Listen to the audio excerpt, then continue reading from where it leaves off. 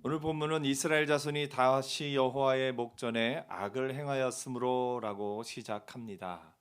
우리가 선을 행하고 악을 행하는 것 사람 앞에서나 법 앞에서만 그것을 생각한다면 우리 모두는 어떻게 보면 법에 저촉되거나 경찰에 잡혀가거나 또 그렇게 붙잡힐 일이 없는 이상 우리는 깨끗한 사람이다. 우리는 죄가 없는 사람이다 할 수 있을지 모릅니다. 그런데 우리의 모든 삶은 하나님 앞에서의 삶입니다. 그래서 하나님 앞에서 우리가 어떻게 살아가는가?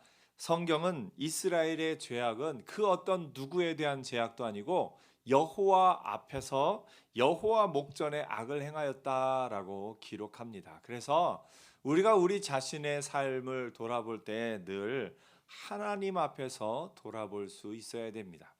하나님 앞에서 돌아보는 동시에 우리에게는 예수 이름 앞에서 우리를 보아야 합니다.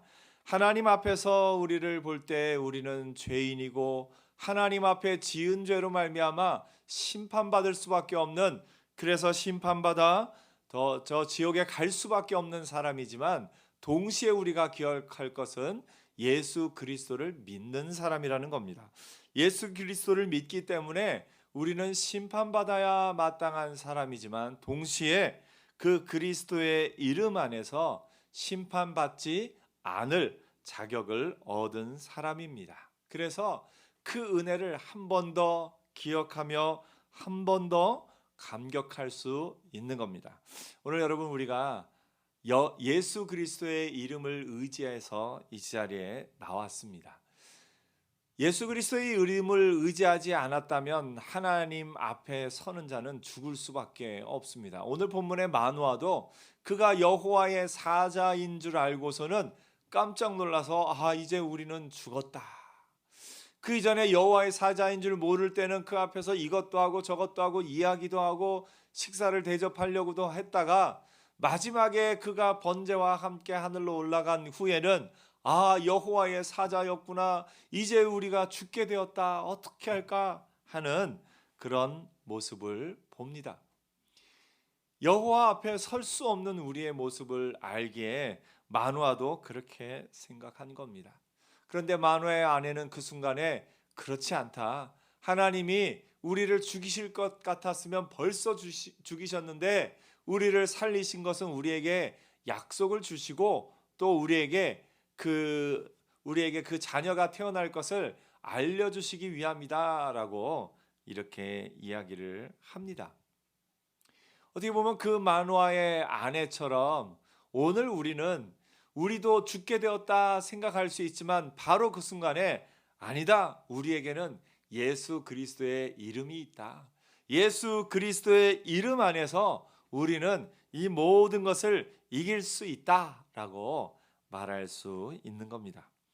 오늘 여러분 하나님께서 그 심판대에 앉으셔야 함에도 불구하고 예수 그리스도를 믿는 우리는 심판의 보좌가 아닌 은혜의 보좌 앞으로 나가게 되었습니다. 심판의 보좌 앞으로 나갔을 때는 너 이거 왜 그랬어? 너 이거 왜 그랬어? 너 이것으로 말미암아 이런 벌을 받게 될 거야.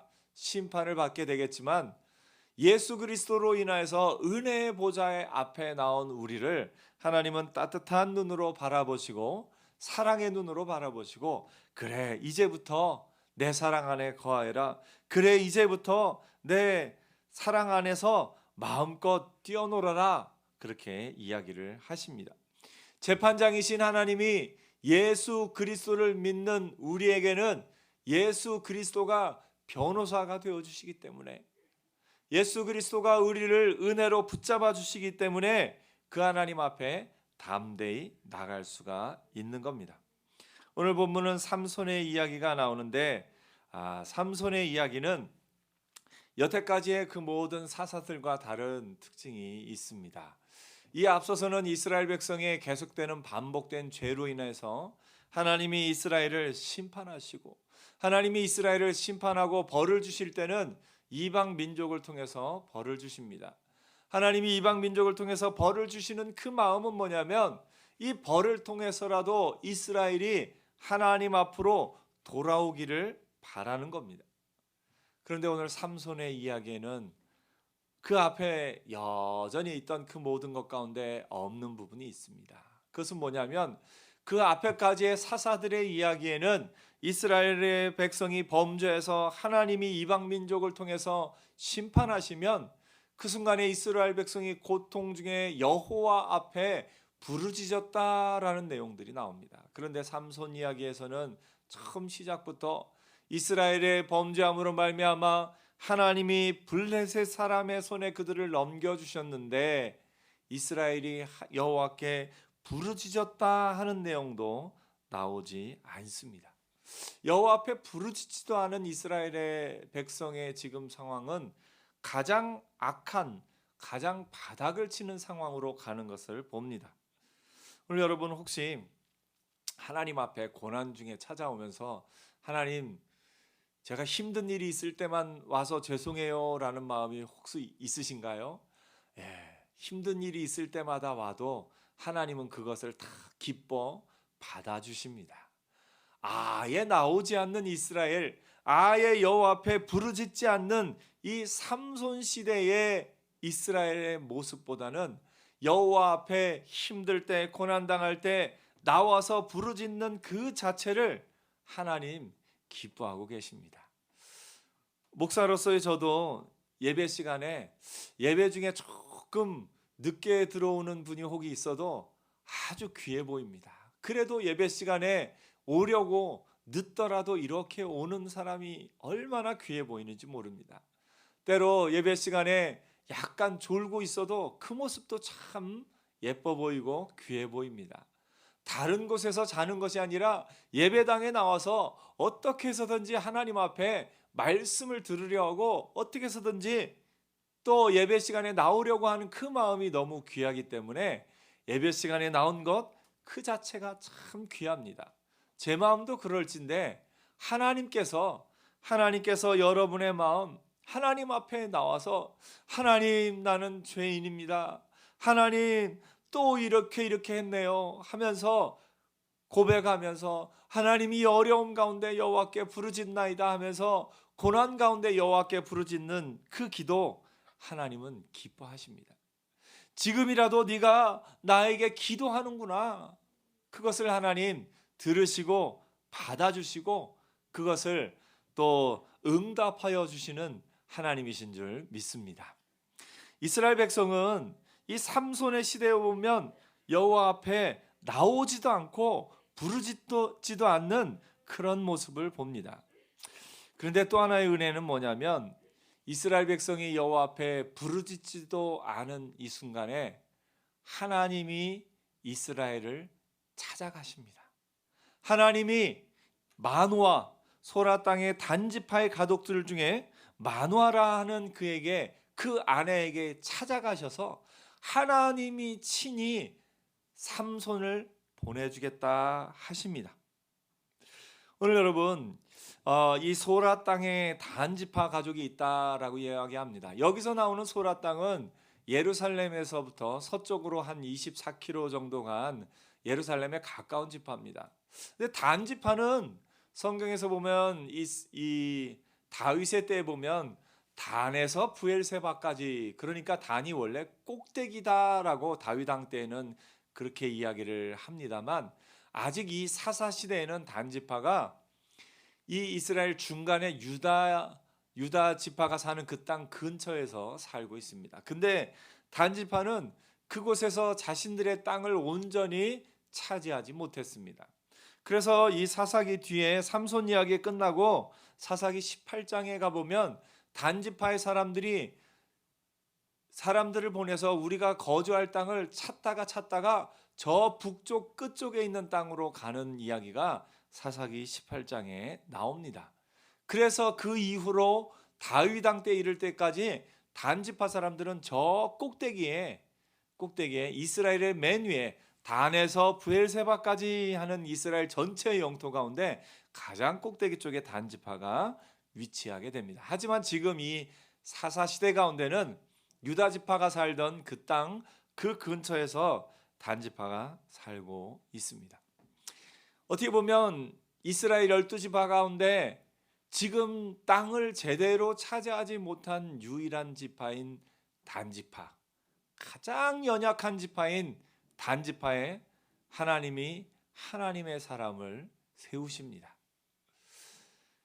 이전까지는 사사들도 주로 리더의 지파, 그러니까 에브라임 지파와 므낫세 지파, 가장 힘있고 강력했던 그 지파, 지도자 한 명이 일어나면 그에 따라서 군대가 많이 올 수 있었던 그런 지파들, 사사 드보라는 에브라임 지파였고요, 또 기드온은 그 위에 므낫세 지파였고요. 그렇게 또 이스라엘의 사사들이 등장하는 것을 봅니다. 그래서 그 사사뿐만 아니라 함께하던 그 지파 사람들을 통해서 이스라엘이 구원을 얻기도 하고 하는 것을 봅니다. 그런데 이제 이스라엘 백성이 죄악 가운데 계속해서 낮아지다가 삼손의 때가 되면은 이스라엘 백성이 하나님 앞에 부르짖지도 않고 더 이상 그가 하나님의 사사로 부름받아도 그를 따라서 올 사람들이 없던 그런 때입니다.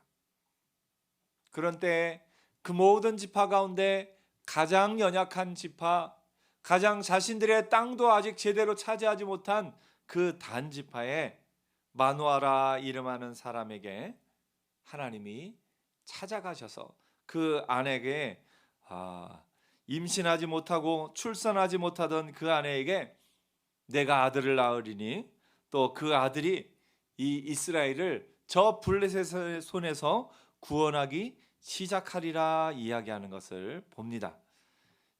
여러분, 이 이스라엘 백성이 하나님 앞에 기도하지도 못하고 그 죄악 가운데 있던 그때 찾아오시는 하나님의 사랑, 이것이 하나님의 사랑입니다.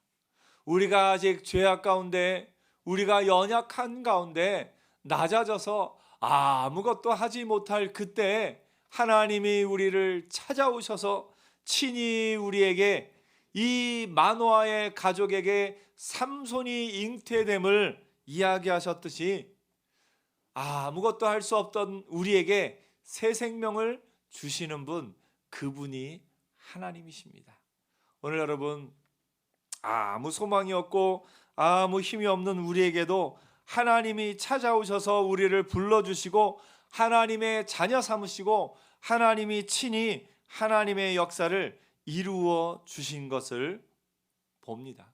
오늘 여러분, 아무것도 없는 여러분에게, 저와 여러분에게 하나님이 찾아오심을 기대하며 나아가는 은혜가 있기를 축복합니다. 이스라엘 백성의 가장 약한 때에 가장 연약한 지파였던 그 단지파에 마노아의 가정에 하나님이 삼손을 보내신 것처럼 가장 약한 우리에게 하나님은 하나님의 역사를 이루어 주시길 원하십니다. 그래서 인간들이 죄악 가운데 하나님을 찾아갈 수 없던 그때 하나님이 친히 인간의 몸을 입고 이 땅에 오셔서 그 예수 그리스도로 말미암아, 예수 그리스도가 우리 죄를 대신해서 십자가에 달려 죽으심으로 말미암아 온전한 구원을 이루셨습니다. 그것이 하나님의 사랑입니다. 하나님은 우리가 잘하고 있을 때, 우리가 어떤 놀라운 일을 이루어냈을 때, 우리가 대단한 일을 이루어냈을 때 우리에게 찾아오시는 분이 아닙니다. 하나님은 우리가 아직도 연약하고 죄악 가운데 있던 그때에 우리를 찾아오셔서 우리를 불러주시고 우리를 통해서 하나님의 역사를 이루어 가실 겁니다. 오늘 이 소라 땅의 단지파의 가족 중에 마누아라 이름하는 그 아내에게 하나님이 찾아가셔서 이야기를 하시고 그에게 아들을 낳으리라 이야기를 하십니다. 그러면서 너는 삼과 포도주와 독주를 마시지 말며 어떤 부정한 것도 먹지 말지니라 이야기를 하십니다. 여기서 포도주와 독주를 마시지 않는 것은 나시린이 해야 될 규례입니다. 나시린이 해야 될 규례는 포도주와 독주, 이 포도와 관련된 것들을 먹지 않는 것과 또 포도 그 근처에도 가지 않는 것, 그리고 시체를 가까이 하지 않는 것, 그리고 머리에 삭도를 대지 않는 것, 이것이 나시린에게 요구되는 규례였습니다. 후에 바울도 그가 하나님 앞에 서원해서 보통은 이 나시린의 규례를 지키는 건 보통 한 30일 이상 자기가 정한 기간 동안에, 그 기간 동안에 포도주와 독주 그런 것들을 가까이 하지 않고 시신을 가까이 하지 않고 또 머리를 깎지 않고 하면서 여호와 앞에 서원한 것을 하고서 그 서원을 마칠 때에 바울이 머리를 깎고 했던 내용이 성경에 기록되기도 합니다. 이 삼손은 나시린으로 부름받았음을 우리가 알게 됩니다. 그러면서 성경이 이렇게 이야기합니다. 그가 블레셋 사람의 손에서 이스라엘을 구원하기 시작하리라. 그런데 이 삼손에 대한 이야기는 앞의 사사들과 다른 부분이 또 있습니다. 다른 부분이 뭐냐면 그 삼손이 처음 등장할 때부터도 이스라엘 백성이 간구하는 것이 없이 하나님이 찾아오셔서 삼손에 태어날 것을 약속하신 것도 그 앞에와는 다른 내용인데, 또 하나는 이 삼손이 살아있는 동안에 이스라엘이 블레셋 손에서 구원을 온전히 얻지 못합니다. 그 앞에 사사들은 그 사사들을 통해서 그 이방 민족을 물리치고 또 그 이방 민족을 물리침으로 말미암아 이스라엘이 그 사사가 살아있는 동안, 그 사사가 살아있는 몇 년 혹은 몇십 년 동안 이스라엘이 구원을 받습니다. 그런데 삼손의 이야기에서는 삼손이 살아있는 동안도 그렇고 삼손이 죽음으로 말미암아 이스라엘의 구원은 이루어지지 못한 채로 그때 가운데 하나님의 이스라엘을 구원하는 역사가 시작되었다라고만 표현하고 있습니다. 이 블레셋은 조금 특별한 부분이 있습니다. 하나님이 다른 이방 민족들은 저 멀리서부터 불러오셔서 이 이스라엘을 괴롭혔다가 이스라엘을 사사들의 손에서 구원하실 때 그 이방 민족들은 멀리 떠나갑니다. 그런데 이 블레셋은 이스라엘을 괴롭힐 뿐만 아니라 삼손으로부터 시작해서 그 블레셋을 몰아내기 시작했지만 다윗 왕 때에도 솔로몬 왕 때에도 그 이후로도 계속해서 이스라엘 곁에 남아서 이스라엘을 괴롭힙니다. 어떻게 보면 이것이 이스라엘의 지속적인 배교와 이스라엘의 지속적인 죄악에 대한 하나님의 마음이 담겨져 있습니다. 하나님은 이스라엘이 지속적으로 여호와를 거역하고 여호와를 떠나 이방 신들을 섬길 것을 아셨기 때문에 이 블레셋을 완전히 멸하지 않고 이스라엘 곁에 남겨 두십니다. 그로 말미암아 이때부터 블레셋을 몰아내기는 시작했지만 블레셋은 계속해서 남아서 이스라엘 백성 전체를 괴롭히게 됩니다. 한편으로는 이스라엘을 괴롭히는 부분, 괴롭힘의 대상이 되기도 하지만 또한 블레셋의 괴롭힘은 늘 여호와를 기억하게 하는 도구, 늘 여호와 앞으로 와서 부르짖게 하는 그런 장치가 되기도 합니다. 하나님이 이 이스라엘에게 블레셋을 주신 것은 이스라엘이 평안할 때 오히려 하나님을 떠나, 이스라엘이 풍요로울 때 도리어 하나님을 떠나 자신들만의 삶으로 하나님을 떠나 자신들의 우상을 섬기며 나아갔던 것을 하나님이 아시기 때문에 그렇습니다. 어떻게 보면 그래서 우리 가운데 여전히 고난이 있고, 우리 가운데 여전히 기도 제목이 있고, 우리 가운데 여전히 하나님 앞에 나갈 제목이 있는 것, 하나님이 이스라엘 백성에게 블레셋을 남겨놓으신 것처럼 우리의 연약함을 아시기 때문에, 우리가 하나님 앞에 온전히 서지 못함을 아시기 때문에 지속적으로 우리를 부르는 하나님의 음성이 아닌가 우리가 생각해 보기도 합니다. 가능하면 블레셋 없이 자유롭고 풍요로울 때 이스라엘이 하나님을 섬겼으면 좋겠지만 이스라엘의 모습을 보면 블레셋이 있음으로 말미암아 계속해서 여호와께 부르짖으며 여호와 앞에 어떻게 살려달라고 하면서 나아간 그런 모습도 우리가 보게 됩니다. 우리의 삶에도 블레셋이 있습니다.